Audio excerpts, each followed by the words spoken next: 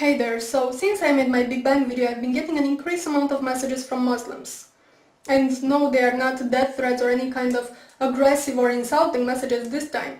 Instead, they are trying to bring to my attention that the Big Bang Theory, as it is explained and accepted by scientists today, was revealed in their holy book, the Quran, 1400 years ago before the theory even existed. And they argue this by bringing certain verses in the Quran which, interpreted correctly, they say, clearly describe the Big Bang cosmological model. I will insert them in the sidebar. Also, if you do a search on YouTube by the terms Quran and Big Bang, you will see what I mean, it's all over the place. Now, I'm not gonna argue and dissect them simply because, well, one, my arguments would just basically say, yo, look, them verses have nothing to do with the Big Bang. To which the responses would be, oh yeah, they do, and this can go on forever. And two, because you can read them for yourselves.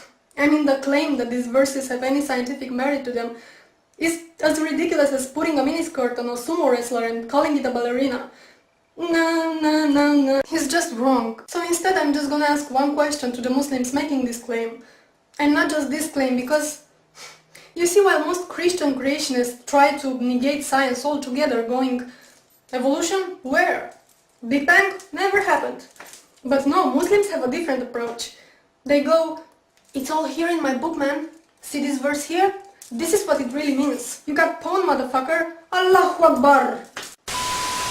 So my question is this. If the Quran really predicted modern scientific theories, such as Big Bang and evolution, then why didn't you Muslims come up with those theories ages ago?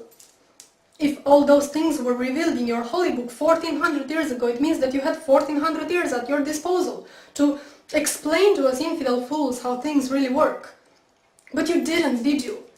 It was only after the Big Bang Theory was worldwide accepted by the scientific community that you decided to claim, well, Allah said it first. And same goes with evolution. So, why? I'm just asking. You know, there's something really bugging me, and it always annoyed me on some level, but it just seems to annoy me more and more, is how religious sensitive we are. And especially when it comes to Islam. I'm sure you remember when Western Standard magazine published those cartoons, those Muhammad cartoons, that all hell went loose. And the publisher of the magazine was interrogated by the Canadian Human Rights Committee because he disrespected this holy religion that doesn't even know the meaning of human rights. It's sadly ironic. And this wasn't an isolated case. The same thing happened to Maclean magazine, I think it was, in 2008. Or the movie Fitna, which got banned.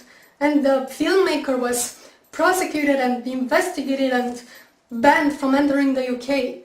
All this while he was under constant death threats from Muslim extremists who were offended that he portrayed Islam as being violent. Again, the irony. And what annoys me even more is the converts. The people who weren't indoctrinated into this religion from childhood, but grew up exposed to human rights values, for now to convert to Islam and come preach how wonderful and sciency and peaceful it is. The religion of peace that punishes apostasy with death. Oh, how great it is to live in the Western society and get all religious sensitive and offended when a particular dogma is criticized.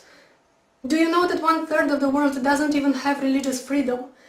And it's not a coincidence that those countries are so populated they account for almost 70% of the world population. Let me say this again.